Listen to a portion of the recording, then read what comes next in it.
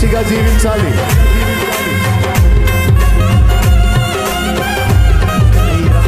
పరిగెత్తు. రక్షణ నీకోసం, ఈ రక్షణే నీకు సంరక్షణ. యేసు రక్తములో పాపాలు కడుక్కోవాలనుకుంటే పరిగెత్తు. మారిపోవాలి నీ జీవితం. నీ వ్యభిచార జీవితం మారిపోవాలి, దొంగ జీవితం మారిపోవాలి, పాపపు జీవితం మారిపోవాలి, త్రాగుబోతు జీవితం మారిపోవాలి,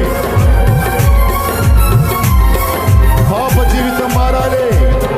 నా ప్రభు నీ కోసమే ఇంత పెద్ద ఏర్పాటు చేసింది, నీ కోసమే.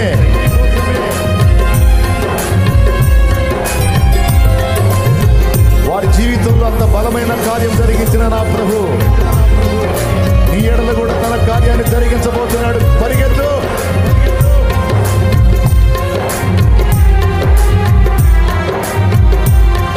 ఈ రక్షణే నీకు సంరక్షణ.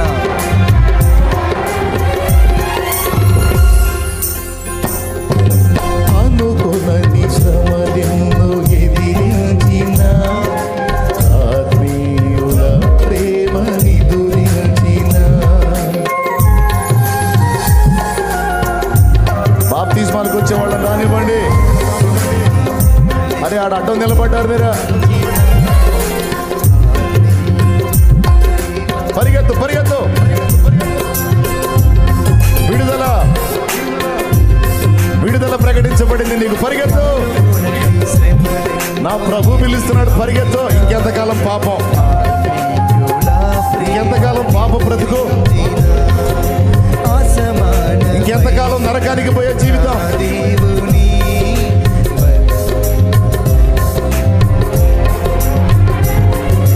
అనుకున్నది శ్రమలెన్నో ఎదిరించిన ఆత్మీయుల ప్రేమని దురించిన అసమానమైన నా దేవుని బలమైన బాహు నిన్ను వీడునా.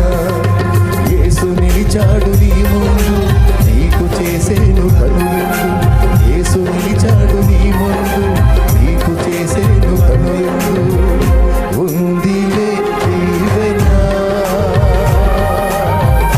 ఎందుక వేదన,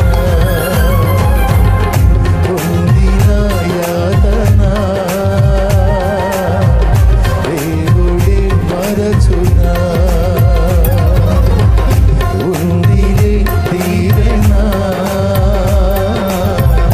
ఎందుక వేదన, పొందిన యాతన దేవుడే మరచునా. కన్నుల జారిన కన్నీళ్ళు తడిపెను దేవుని పాదాలు, ఇప్పటి నుండి నీ కళ్ళు చూచును దేవుని పాదాలు. కన్నుల జారిన కన్నీళ్ళు తడిపెను దేవుని త్వరగా రావాలి, ఇప్పటి నుండి నీ కళ్ళు స్పీడ్గా నడవాలి. దేవుని పాదాలు. ఉందిలే దీవెన. నా ప్రభు నిలిచాడు నీ కోసమే. రా, క్రొత్త జీవితం రా, నూతన జీవితం నడు. ఎవడైనను క్రీస్తునందున్న ఎడల వాడు నూతన సృష్టి. పాతవి గతించెను, పాతవి గతించెను, ఇదిగో క్రొత్తవాయను. నూతన జీవితం, నూతన జీవితం నా ప్రభులో. మోడైపోయిన జీవితాలు చిగురింపజేసే నా ప్రభు. కూలిపోయిన కుటుంబాలను కట్టే దేవుడు. శాపగ్రస్తమైన అనుభవాలను ఆశీర్వాదకరమైన అనుభవాలుగా మార్చే నా దేవుడు, నా యేసు.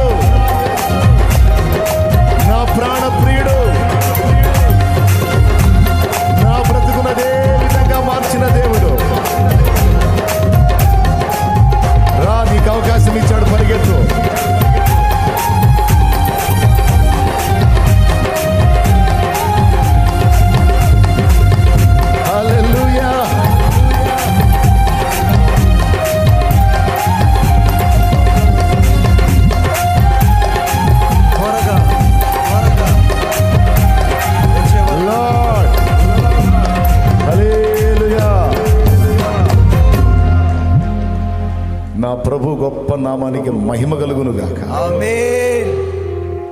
అది ఇంకా వస్తానే ఉన్నారు. రండి రండి,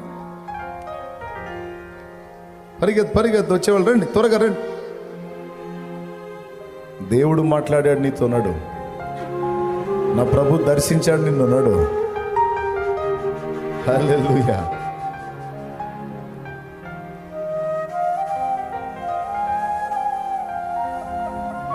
మీరందరూ నా ప్రభువుని కోరుకొని వచ్చారా? ఆయన రక్తంలో కడగబడాలని, నూతన జీవిత అనుభవం, నిత్య జీవం నిమిత్తం. ఎవరన్నా బలవంతం పెట్టారా మిమ్మల్ని? లేదు, హృదయపూర్వకంగా మీరే దేవుని చేత దర్శింపబడి మీరు పరిగెత్తారు. నా ప్రభు మాట్లాడాడు మీతో. ఇంకొద్దు ఆ పాప జీవితం, ఇంకొద్దు ఆ శాపగ్రస్తమైన బ్రతుకు అనుకున్నారు. వచ్చేశారు. ఏం చేశాడు యేసయ్య మీకోసం? ఏం చేశాడు యేసయ్య మీకోసం? అది అటు చూడు. నీ పాపాల కోసమే కలువరి శిలువలో నీ తలలో ఆలోచించిన పొరపాటు ఆలోచనలకు ఆయన తల ముళ్ళ చేత గుచ్చబడింది. మన చేతులతో చేసిన పాపాలకు మన చేతులకు ప్రతిగా ఆయన తన చేతులు ఇచ్చి అందులో శీలలు పొందాడు. మన కాళ్ళతో మనం నడిచిన చెడు నడతకు ఆయన పాదాలను రక్తసిక్తం చేసుకున్నాడు. అదిగో చూడు సిలువలో నా ప్రభు, సిలువ శ్రమలు చూడు. అవన్నీ నీకు బదులు నీ స్థానంలో నీ కోసం పడిన దెబ్బలు అవన్నీ. నీకు తెలుసు నువ్వు ఎన్ని పాపాలు చేసావు, నువ్వు ఏ విధంగా బతికావు. నాకు తెలుసు నేను ఎలా జీవించాను. కానీ మన దోషము ఆయన మీద వేసుకొని ఆయన రక్తమును మన కోసం చిందించినటువంటి ఏకైక దేవుడు నా ప్రభు అయిన యేసుక్రీస్తు.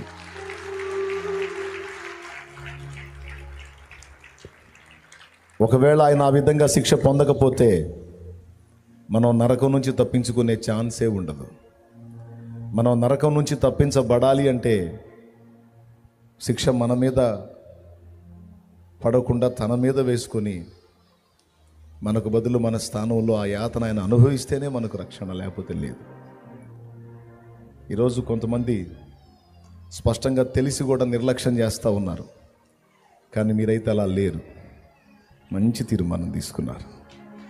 మీ జీవితంలో మీరు తీసుకున్న మంచి నిర్ణయం, మీ లైఫ్ ఒక మలుపు తిరిగేటువంటి నిర్ణయం. ఈ నిర్ణయం ఎంత గొప్పదో నా ప్రభు రెండవ రాకడలో నీకు అర్థమైంది. నా ప్రభు రెండవ రాకడ ఉంది, ఆ రాకడలో నీకు అర్థమైంది. మన కోసం సిలువను అనుభవించి, సిలువలో ప్రాణం పెట్టి సమాధి చేయబడి మూడవ నాడు పునరుద్ధానుడై తిరిగి లేచి, మీకు తెలుసా త్వరలోనే బహు సమీపములోనే రాబోతున్నాడు ఆయన. ఈ లోకమంతా రొమ్ము కొట్టుకునే రోజు వచ్చింది. ఈ లోకము, ఆయనని విసర్జించిన లోకం, తిరస్కరించిన లోకం, పాపాన్ని ప్రేమించి ప్రభువును వద్దనుకున్న ఈ లోకం రొమ్ము కొట్టుకొని ఓ అని ఏడ్చింది. పరిశుద్ధులంతా ఎత్తబడతారు. యేసు రక్తంలో పాపాలు కొడుకొని పరిశుద్ధ పరచబడిన పరిశుద్ధులు అలాగున ఎత్తబడతారు ఆయన దగ్గరికి. అప్పుడు విడవబడినటువంటి అన్యులు రొమ్ము కొట్టుకొని ఏడుస్తారు, అయ్యో ప్రభువా మా గతేమిటని. ఎంత మొత్తుకున్న అవకాశం ఉండదు. పిలిచినప్పుడే జాగ్రత్త పడాలి, హెచ్చరించినప్పుడే మారు మనసు పొంది రక్షణలోనికి పరిగెత్తాలి. ఆయన సమయం ఇచ్చింది అయిపోగొట్టుకుంటే ఇక మొత్తుకున్న అవకాశం ఉండదు. ఈరోజు మీరు అందరూ ఆ సత్యాన్ని తెలుసుకొని ఈ టైంని ఇక పోనీయకూడదు. నా ప్రభు సాక్షిగా బ్రతకాలి, రాకడకు సిద్ధపడాలి. నేను కూడా పరిశుద్ధులంతా ఎత్తబడేటప్పుడు నేను కూడా పరిశుద్ధురాలినై ప్రభువుని ఎదుర్కోవాలి నేను కూడా అనే తీర్మానంతో మీరు అందరూ కూడా ముందుకు వచ్చేసారు. వీళ్ళందరినీ బట్టి ప్రభువుని మహింపరుద్దామా? చప్పట్లు గట్టిగా కొట్టి దేవుని మహింపరుద్దామా? ఇక్కడ ఉన్న వాళ్ళలో ఇంకా ఎవరైనా రక్షణ పొందకపోతే ఆ సభలో ఉన్నటువంటి వాళ్ళందరికీ చెప్తున్నా, దేవుడు ఈ ఛాన్స్ నీకు ఇచ్చాడు, దీన్ని పోగొట్టుకుంటే మళ్ళా రాదు. ఎందుకంటే తెలియదు నీ ప్రాణం పోకడా ప్రభు రాకడా. అందుకే సిద్ధపడి ఆయన రక్తంలో కడగబడి జాగ్రత్త పడు. ఆయన యందు విశ్వాసం ఉంచి నువ్వు విశ్వాసంతో ఆయన వైపు అడుగులేస్తే నీ యాత్ర ముగించేదాకా ఆయనే నిన్ను చూసుకుంటాడు, ఆయనే నిన్ను నడిపిస్తాడు, ఆయనే నీకు బలాన్ని, తన ఆత్మాభిషేకాన్ని నీకు ఇస్తాడు, తన ఆత్మనిచ్చి నడిపించుకుంటాడు. ఏం దిగులు పడాల్సిన అవసరం లేదు. నువ్వు ప్రభువును నమ్మి అడిగేశావు, నా తండ్రి చూసుకుంటాడు. ఇంక వెనక్కి వెళ్ళేది ఏమన్నా ఉందా? ఎన్ని రోజులు? పెద్దగా చెప్పండి. 4 రోజుల, 4 నెలల, 4 సంవత్సరాల? మరి ఎప్పుడు దాకుంటారు నా ప్రభుతో? అంతము వరకు. బా,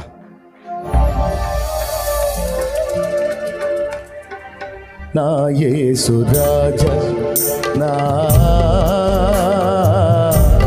ఆరాధ్య దైవమా, ఆరాధ్య దైవమా, నా స్తోత్ర గీతమా, నా స్తోత్ర గీతమా, ఆరాధ్య దైవమా, నా యేసు రాజా, రాజా, రాజా, రాజా, రాజా, రాజా, యేసు రాజా, రాజా, రాజా, యేసు రాజా, రాజా,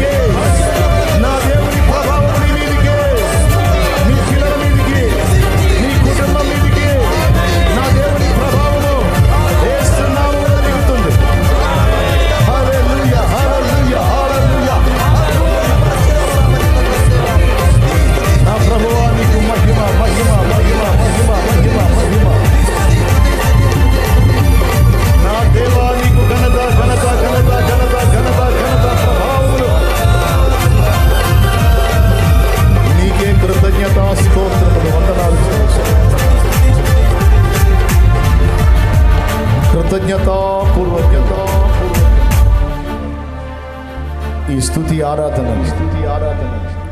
ఈ స్తోత్రారాధన యేసు నామములో నేను పాద పద్మములకు సమర్పించుకుంటున్నాము తండ్రి. ఆమేన్ ఆమేన్ ఆమేన్. ప్రశాంతంగా కూర్చుందాం. కూర్చోండి బిడ్డలారా, కూర్చోండి. చక్కగా కూర్చోండి. అక్కడ కూర్చోండి.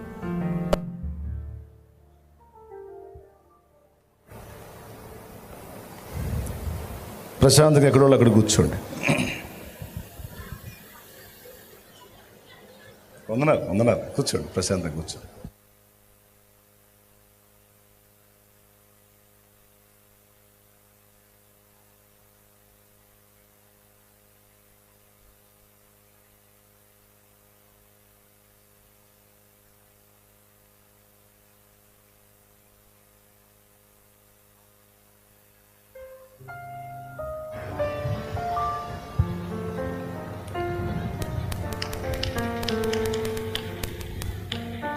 Praise the lord. హల్లెలూయా.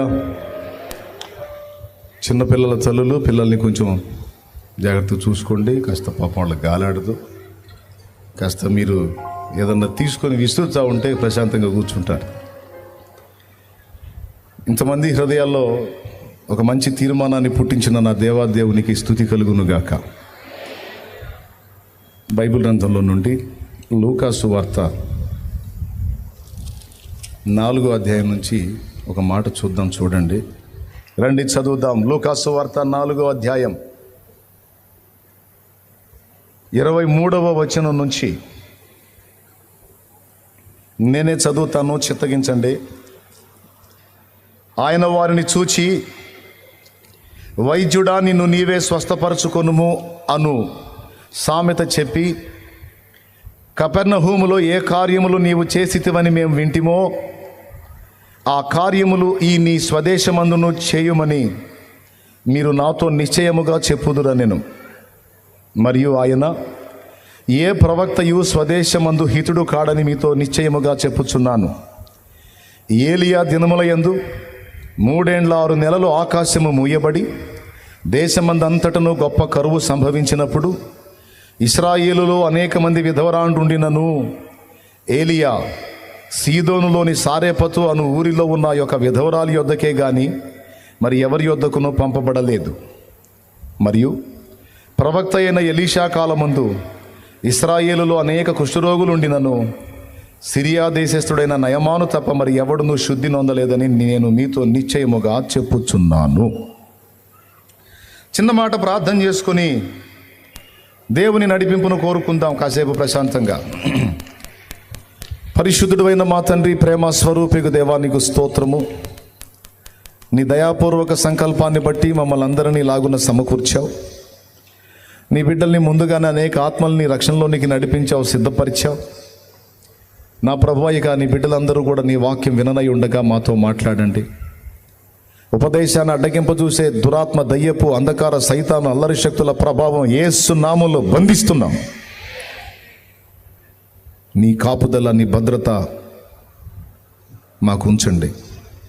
పసిబిడ్డ మొదలు వృద్ధుల వరకు ఎండ దెబ్బ తగలకుండా, అతి ఉష్ణం కలగకుండా నీ కృపా కాపుదల, నీ మేఘస్తంభం అడ్డుగా ఉంచండి. నీ వాక్యమును పంపండి. మేమందరం విని బోధనొందినట్లు, బుద్ధిని తెచ్చుకున్నట్లు మాకు కృపనియండి. నిదాసుడు, బలహీనుడు, అయోగ్యుడు ప్రభు నీ కృపతో వాడుకో. యేసు నామములో ప్రార్థించి పొందుకున్నాము తండ్రి. ప్రభు మన ప్రార్థన విన్నాడని విశ్వాసంతో స్తుతిద్దామా? స్తోత్రం, స్తోత్రం, స్తోత్రం, స్తోత్రం, స్తోత్రం, స్తోత్రం. ప్రభునందు ప్రియులారా, చదవబడినటువంటి వాక్య భాగంలో సాక్షాత్తు యేసు ప్రభువారే పాత నిబంధన గ్రంథములో జరిగినటువంటి 2 సంభవాలను గురించి మాట్లాడాడు. బాగా వినాలి,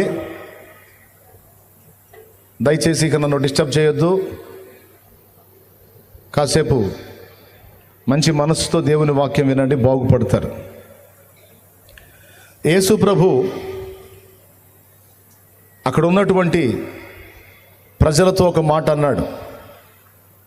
ప్రవక్త స్వదేశమందు తప్ప మరెక్కడా ఘనహీనుడు కాడని చెప్పాడు. దానికంటే ముందు వైద్యుడా నిన్ను నీవే స్వస్థపరచుకో అనే మాట చెప్పాడు. తర్వాత వాళ్ళ వైపు చూసి మీరంటారు, కపెర్నహూములో నువ్వు ఎలాంటి కార్యాలు చేశావో, ఎలాంటి కార్యాలు అద్భుతాలు చేశావని మేము విన్నామో, అవి ఈ నీ స్వదేశమందు కూడా చేయమని మీరు చెప్తారని నాకు తెలుసు. ఎందుకంటే మీరు కార్యాలు చూస్తేనే కానీ నమ్మరు. మీరు ఎవరినైనా నమ్ముతారు ఇతరులని, దేన్నైనా నమ్ముతారు ఇతరులని. కానీ నేను మీ సమీపస్తుని కదా, మీకు దగ్గరవాణ్ణి కదా, అందుకని మీరు నన్ను లక్ష్య పెట్టరు అని చెప్పి ఈ 2 స్టోరీలు చెప్పాడు. యేసు ప్రభు చెప్పాడు, పాత నిబంధన స్టోరీస్ 2. ఇప్పుడు సారేపతు ఊరిలో ఉన్న విధవరాలు ఒక్కతేనా, లేకపోతే ఇశ్రాయేలులో చాలామంది విధవరాండ్రు ఉన్నారా అన్న ప్రశ్న వేసుకుంటే, ఇశ్రాయేల్లో చాలామంది విధవరాండ్రు ఉన్నారు. కానీ ఎంతమంది విధవరాండ్రు ఉండినను ఏలియా ఎక్కడికి పంపబడ్డాడు అంటే, సారేపతులోనున్న ఆ విధవరాలి దగ్గరికే ప్రవక్త పంపబడ్డాడు. అందరి దగ్గరికి ఆయన పంపబడలేదు అని మాట్లాడాడు. ఎందుకని ఆమె దగ్గరికే పంపబడ్డాడు అనే ఒక డౌటు మనం రేజ్ చేసుకోవాల్సి ఉంది. అసలు ఆ ఉదంతాన్ని యేసు ప్రభు ఎందుకు చెప్పాడు? దానికి కొన్ని కారణాలు ఉన్నాయి. దుష్టుడైన అహబు రాజు ఇశ్రాయేలు జనాంగాన్ని పరిపాలిస్తున్న రోజులవి. దుష్టుడని ఎందుకన్నానంటే, దుష్టురాల్ని చేసుకున్నాడు. దుష్టురాల్ని చేసుకొని ఆ దుష్టురాలి ఆలోచనల చొప్పున బతుకుతున్నాడు. ఇశ్రాయేలును కూడా శాసిస్తున్నాడు. ఆమె పేరు యెజబెలు. ఈ యెజబెలు అనే ఆమెను చేసుకున్నాడు. గవర్నమెంట్ ఆమెదైపోయింది, పెత్తనం ఆమెదైపోయింది. ఇక అహబు పేరుకే రాజు కానీ ఒట్టి సుంట. ఆమె ఏది చెబితే అది వింటాడు. ఆమె ఎలా ఆడమంటే అలా ఆడతాడు, కీలుబొమ్మ. ఏదైనా కావాలంటే ఆమె చేయాలి, ఒట్టి దద్దమ్మలాగా ప్రవర్తిస్తాడనమాట. ఆ యెజబెలు ఎవరు? బయలుదేవత ఆరాధికురాలు. సత్యదేవుడైన యెహోవాను ఆరాధించేటువంటి ప్రవక్తలను ఖడ్గము చేత చంపించింది. ఇశ్రాయేలు దేవుడైన యెహోవా బలిపీఠాలు పడగొట్టించింది. పెత్తనం ఆమెదే కదా. బయలు అనేవాడికి బలిపీఠాలు కట్టించి ఆ బయలు దేవత ఆరాధనలు చేపిస్తుంది. ప్రజలేమో ఇశ్రాయేలీయులు దేవుని ప్రజలు, కానీ వాళ్ళందరికీ దేవుణ్ణి మరుగు చేసి నిజమునకు దేవుడు కాని వాటిని నిలబెట్టి దేవుని ప్రజలు వాటికి మొక్కేటట్టు వాళ్ళని తప్పు త్రోవలోనికి నడిపించింది ఈ యెజబెలు. దాదాపు 450 నుండి 800 మంది బయలు ప్రవక్తలను తన దగ్గర జీతానికి పెట్టుకున్నారు. అహబు రాజు యెజబెలు జీతగాళ్లను పెట్టుకున్నారు. బాగా వినండి. ఈ జీతానికి ప్రవచించేటువంటి వాళ్ళని పెట్టుకొని వాళ్ళ చేత ఇశ్రాయేలు సర్వ సమాజాన్ని దారి తప్పించారు. ఇక మరి దేవుడు ఊరుకోడుగా, తన ప్రజల్ని 2 తలంపుల్లో ఇరికిచ్చి యెహోవా దేవుడా బయలుదేవుడా అనేది అర్థం కాకుండా చేసేస్తే మరి దేవుడు ఊరుకోడుగా. దేవుడు తిష్బీయుడైన ఏలియాతో మాట్లాడాడు. బాగా వినండి. ఆ ఏలియా ఆ ప్రాంతం నుంచి ఇజ్రాయేలుకు వచ్చి ఇజ్రాయేలు రాజ్యానికి వచ్చాడు. రాజు దగ్గరకు వచ్చాడు. రాజు దగ్గరకు వచ్చి రాజు ముఖం మీద అంటున్నాడు, ఇశ్రాయేలు సర్వ సమాజాన్ని నువ్వు నీ భార్య దారి మళ్లించారు. జీవము గల దేవుని వైపు నుండి శపితమైన వాటి వైపు త్రిప్పబట్టానికి మీరు కారణమయ్యారు. మీరు చెబితే ఆ ప్రజలు కూడా మీ మాట విని మీరు చెప్పినట్లే ఆడుతున్నారు. గనుక ఇక ఏం జరగబోతుందో నేను చెప్తున్నానని, ఇది మొదలుకొని 3.5 సంవత్సరం ఆకాశపు మంచైనను వర్షమైనను ఈ దేశం మీద కురవదు. 3.5 సంవత్సరం కఠినమైన కరువు ఇజ్రాయెల్లో ఏర్పడుతుంది. ఇదే యెహోవా వాక్కు అని అహబు ముఖం మీదకి వెళ్ళి చెప్పి వెళ్ళిపోయాడు.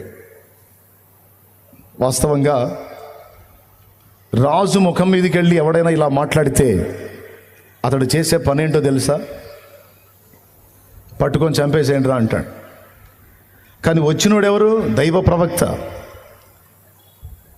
ఈ మాటలన్నీ మాట్లాడుతుంటే వాడికి సౌండ్ లేదు, ఆ దుష్టరాజుకు సౌండ్ లేదు. యెహోవా ప్రవక్తలను చంపించిన రాజుకి సౌండ్ లేదు. ఏలియా వెళ్ళిపోయి దేవుని సన్నిధిలో కనిపెడితే దేవుడు అన్నాడు, మరి రాజ్యానికి కరువు వచ్చేటట్టు ప్రవచించావు, మరి ఆ కరువు ఎఫెక్ట్ నీ మీద కూడా పడిద్ది. కాబట్టి నేను నీకు చెప్పిన ప్రకారం కెరీతు వాగు దగ్గరికి వెళ్ళు, ఆ వాగు దగ్గర నేను చూపించిన స్థలంలో దాగి ఉండు. నేను నీ గురించి కాకోలములకు ఆజ్ఞాపించాను. సాయంత్రానికి ప్రతి దినం నీకు ఆహారం తీసుకొస్తాయి. అవి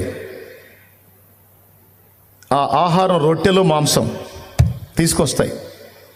చక్కగా నువ్వు వాటిని భుజించి ఆ వాగు నీళ్లు తాగి బ్రతుకుతావని సలహా ఇచ్చాడు. వెళ్ళాడు. ప్రభు చెప్పినట్టే వెళ్ళి అక్కడ మనుగడ సాగిస్తున్నాడు. రోజు కాకులు వచ్చాయి. పోయిన సంవత్సరం మన బ్యాక్గ్రౌండ్ అదే. ఏలియాకు కాకులు వచ్చి ఆహారం ఇవ్వటం మన బ్యాక్గ్రౌండ్. అప్పుడు పోయిన సంవత్సరం పెట్టిన బ్యాక్గ్రౌండ్ అదే. ఏలియా కూర్చుంటాడు, వాగు దగ్గర కాకులు వచ్చి ఆహార రొట్టెలు మాంసం ఇస్తుంటాయి. స్తోత్రం చెప్పండి, గట్టిగా చెప్పండి.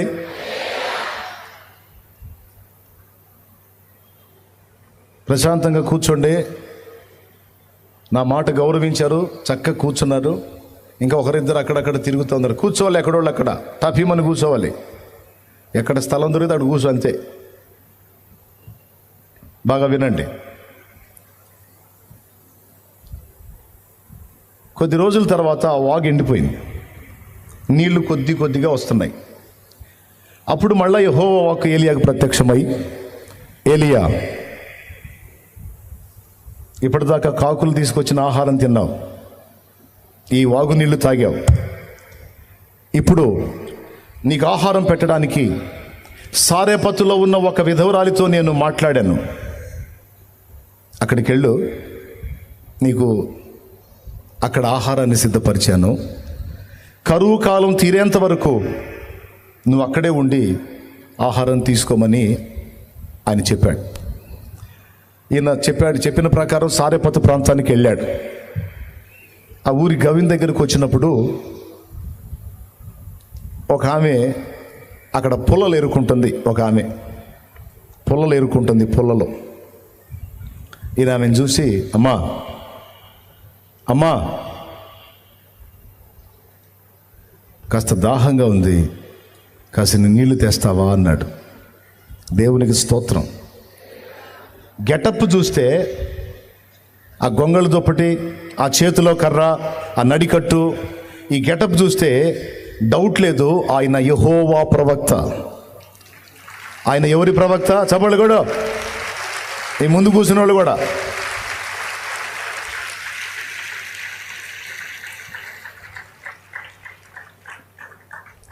మీరు మీ వరకు కొట్టండి చప్పట్లో. రైట్.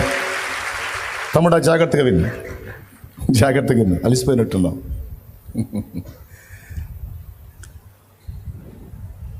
ఆమెను పిలిచి అన్నాడు, కాసిని మంచినీళ్ళు తీసుకురామ్మా, అలిసిపోతున్నాను అన్నాడు.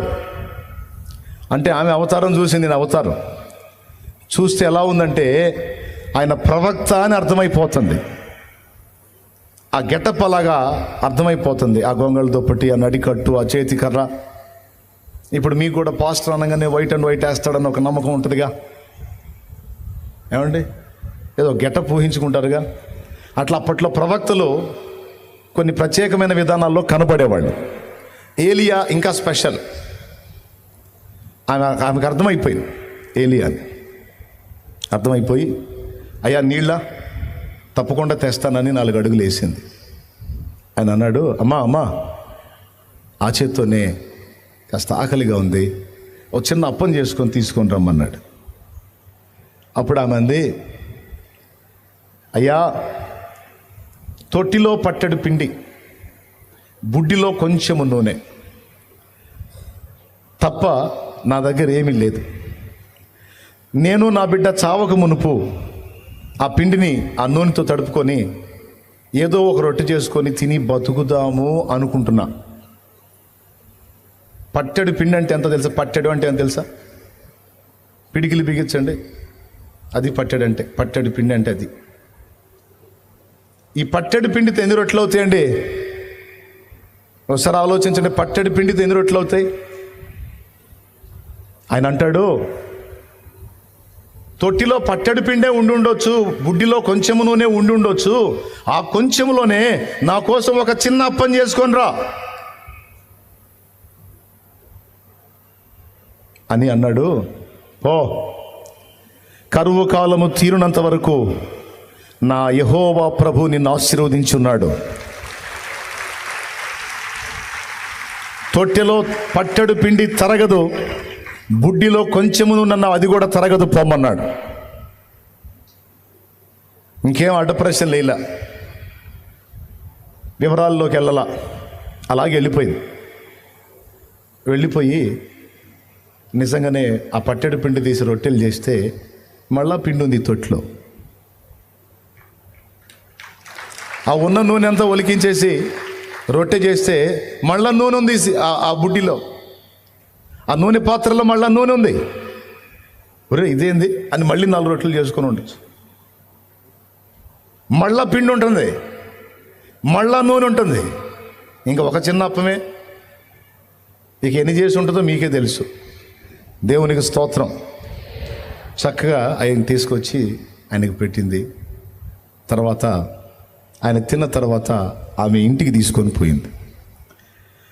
వాక్యం చదివితే మనకు అర్థమయ్యేది ఏంటంటే, కరువు కాలము తీరేంత వరకు ఏలియా ఆమె ఇంటనే బస చేశాడు, ఇంకొక ఇంటికి వెళ్ళాల, ఆమె ఇంట్లోనే బస చేశాడు. ఇక్కడ నాదొక ప్రశ్న,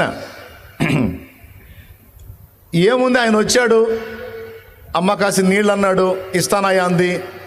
రొట్టె తీసురా అన్నాడు, కొంచెమే పిండి ఉందయ్యా అంది.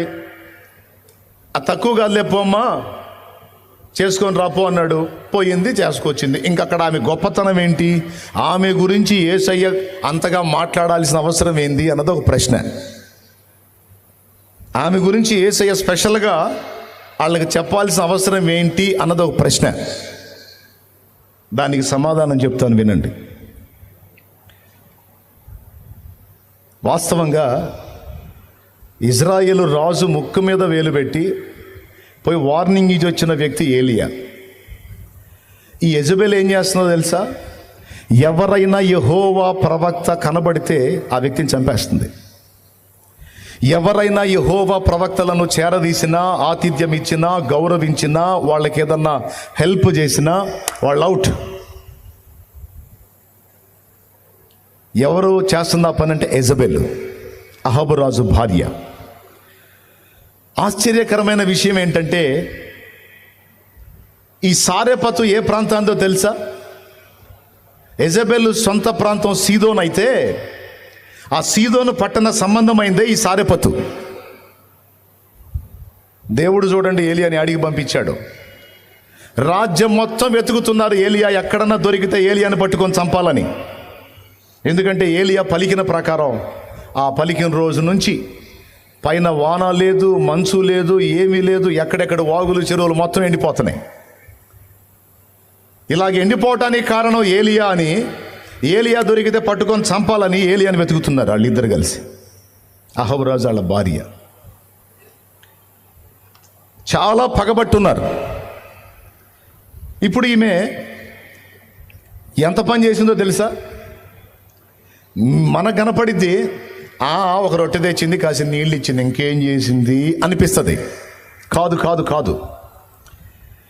యెహోవా ప్రవక్త అని తెలిసి అతన్ని చేరదీస్తే, అతనికి ఆతిథ్యం ఇస్తే తన ఫ్యామిలీ అవుట్, చంపివేయబడతారు. అయినా ఆమె ఇశ్రాయేలులో చాలామంది బయలు వైపు తిరిగితే ఈమె తన గుండెల్లో ఇంకా యెహోవానే ప్రేమిస్తుంది. యెహోవానే ప్రేమిస్తుంది.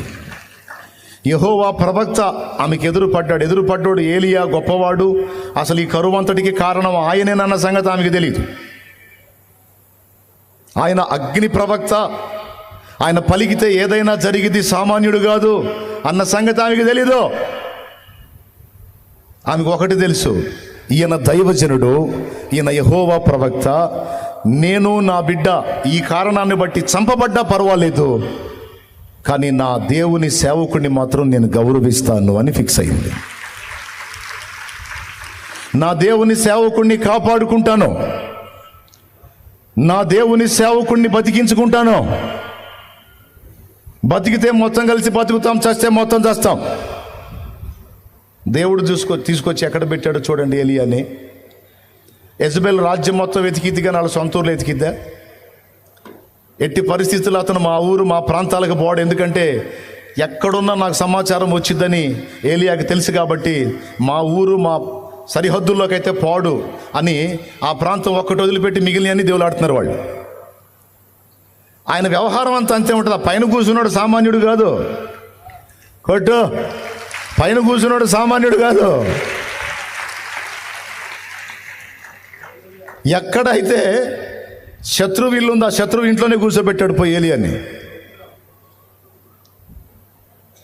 మన ఇళ్లలో దొంగలు ఉంటారు, ఇంటి దొంగలు తెలుసా మీకు? మన ఇంట్లో జేబులు కొట్టేవాళ్ళు ఉంటారు. ఎవరో కాదు, భార్య. దేవునికి స్తోత్రం. మామూలు కొట్టరు, కొంతమంది జేబులు భయంకరంగా కొడతారు. డబ్బులు తీసుకొచ్చి దాచిపెట్టుకుంటాడు, జేబులో పెడతాడా? అయిపోతాయి అవి. దేవునికి స్తోత్రం. విచిత్రం ఏంటంటే కొన్నిసార్లు వాళ్ళు దాచిపెట్టే వస్తువులు, దాచిపెట్టే సామాగ్రి ఎక్కడ దాచిపెడతారో తెలుసా? భర్త వెతికే అవకాశం ఉంది అనుకుంటే అతని జేబులోనే దాచిపెడతారు, అతని చొక్కా జేబులోనే దాచిపెడతారు. ఇల్లు మొత్తం వెతుక్కుంటాడు, భార్య చీరలన్నీ తిరగేస్తాడు, బీరువా అంతా తిరగేస్తాడు, అన్నీ తిరగేస్తాడు. ఆడి జేబు వెతుక్కోడుగా, ఎందుకంటే ఆడి జేబులో ఉన్నాయో లేవో ఆయనకి తెలుసుగా.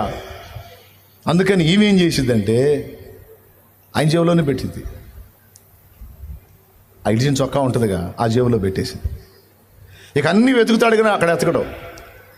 ఈ వెతకటం అంతా అయిపోయిన తర్వాత సైలెంట్గా పోయి ఆ జేబులో తీసి మళ్ళీ చీర కింద పెట్టింది. ఆడవాళ్ళు కొంతమంది ఎవరి ఎవడియాలు వాళ్ళకు ఉంటాయని తీసుకొచ్చి చూడు ఎక్కడ పెట్టాడో. యెజబెలు జేబులో పెట్టాడు ఏలియాని తీసుకొచ్చి. దేవునికి స్తోత్రం కలుగును గాక. మోషేని తీసుకెళ్ళామో, ఏ రాజు అయితే ఆజ్ఞాపించాడో పసిపిల్లల్ని చంపేయమని వాడి ఇంట్లోనే మోషే పెరిగేటట్టు చేశాడు. ఆయన పనులన్నీ అంతే ఉంటాయి.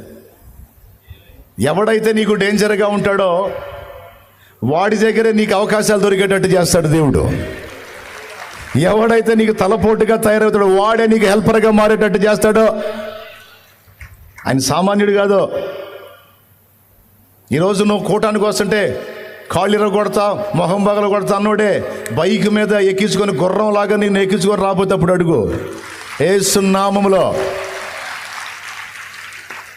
ఇప్పుడు కాళ్ళు ఇరగొడతా, చేతులు ఇరగొడతా, మొహం పగల కొడతా, పళ్ళు రాలు కొడతా అనేవాడు బైక్ స్టార్ట్ చేసుకుని ఆలస్యం అవుతుంది, ప్రార్థన స్టార్ట్ అవుతుంది, ఏంది రావేంది అనకపోతే అప్పుడు అడుగు. అనిపిస్తాడు నా దేవుడు, అనిపిస్తాడు నా దేవుడు. మోసుకుంటా పోవాలి గాడిదలాగా యేసునామంలో. ఇప్పటికే కొంతమంది మోస్తున్నారు ఆ మాటలు అన్నోళ్ళు. నీ ఇంట్లో కూడా ఆ రోజులు వస్తాయి, నీ ఇంట్లో కూడా ఆ రోజులు వస్తాయి. దేవునికి స్తోత్రం. తీసుకొచ్చి సారేపతుల్లో పెట్టాడు. అన్ని చోట్ల ఎదుగుతున్నారు కానీ అక్కడ ఎతకట్లా, ఆడే ఉన్నాడు. అయితే ఇక్కడ గొప్పతనం ఏంటంటే ఆమె కొన్ని పనులు చేసింది అక్కడ. మొట్టమొదటిది దేవుణ్ణి ప్రేమించింది. దేవుణ్ణి ప్రేమించిందని ఎలా గుర్తొస్తుందంటే, దైవజనుడికి సహకరించడానికి చావుకి తెగబడింది. అంటే ఆమె గుండెల్లో ఎంత విశ్వాసం ఉంది దేవుని పట్ల అంటే, నేను ఆయన సేవకుడికి ఆశ్రయం ఇస్తున్నాను, ఆయన నమ్మదగినవాడు. నేను ఆయన సేవకుడికి సహాయం చేస్తున్నాను, ఆయన నమ్మదగినవాడు. నేను ఈయనని కాదు, ఈయన కంటే ముందు నేను ఆయన్ని నమ్ముతున్నాను, నేను ఆయన్ని నమ్ముతున్నాను అని ఏదో రొట్టె పెట్టి ఆ చెట్టు కింద కూర్చోబెట్టి రొట్టె పెట్టి నీళ్లు ఇస్తే ఆమె గొడవ ఉండకపోను. లేదు లేదు, ఇంటికి తీసుకుపోయింది. ఇంటికి తీసుకుపోయి సంవత్సరాలు ఆయన్ని బయటికి రానికుండా కాపాడిందండి. ఆయనను గూర్చిన సమాచారం రెండో ఇంటి వాడికి తెలియకుండా సేవ్ చేసింది ఆయన్ని. ఏ ఒక్కరికి తెలిసినా మొత్తం వ్యాపించేది, కానీ ఎవరికి తెలియదు ఆ ఇంట్లో ఉన్నాడు ఏలియా. కరువు కాలం తీరేంత వరకు అక్కడే ఉన్నాడు. ఇక్కడ ఇశ్రాయేల్లో చాలామంది విధవరాండ్రు ఉండినను అక్కడికే ఎందుకు పంపబడ్డాడు ఏలియా అంటే, సరైన వ్యక్తి అక్కడే ఉంది, ఆమె అయి ఉంది. దేవుని ప్రేమించి దేవుని మాటకు విధేయత చూపి దైవజనులకు లోబడి దైవజనులను సన్మానించి సత్కరించి వారిని గౌరవించేటువంటి మనస్సు కలిగిన స్త్రీ ఆమె.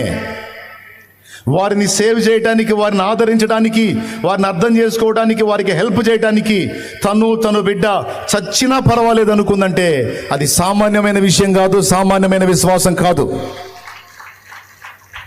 దేవుడు సాయం చేస్తాడు, చెయ్యకపోతే చస్తాను, కానీ నా దేవుని దాసునికి మాత్రం నేను ఆశ్రయంగా ఉంటాను, ఆశ్రయం ఇస్తానని ఆమె చేసింది ఆ పని.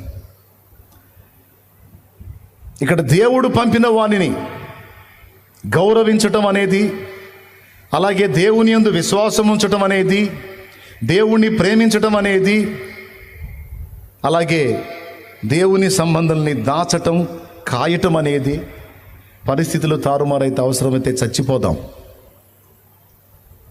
కానీ దేవుని కోసం, దేవుని పిల్లల కోసం అవసరమైతే బలైపోదాం. ఇలాగా ఆమెలో క్వాలిటీస్ వెతుక్కుంటే సూపర్ క్వాలిటీస్ ఉంటాయి ఆమెలో. దేవునికి స్తోత్రం కలుగునుగాక. అంతేకాదు, కొన్ని విపత్కరమైనటువంటి పరిస్థితులు, కొన్ని కీడులు ఎందుకు వస్తాయో కూడా ఆమె చెప్పింది. ఏలియా ఆమె ఇంట ఉన్నప్పుడు ఆమె కుమారుడు కాయిలో పడి చనిపోతాడు. చనిపోతే అంటది, దైవజనుడా, నా పాపాన్ని నాకు గుర్తు చేయడానికి వచ్చావా? అదిగో నా పాప ఫలం, నా బిడ్డ చావు, అయ్యో అని బాధపడొద్దు అని వెళ్ళి వాడిని బాగు చేసి చచ్చిపోయిన వాడిని బ్రతికించి ఆమెకి ఇస్తాడు ఏలియా.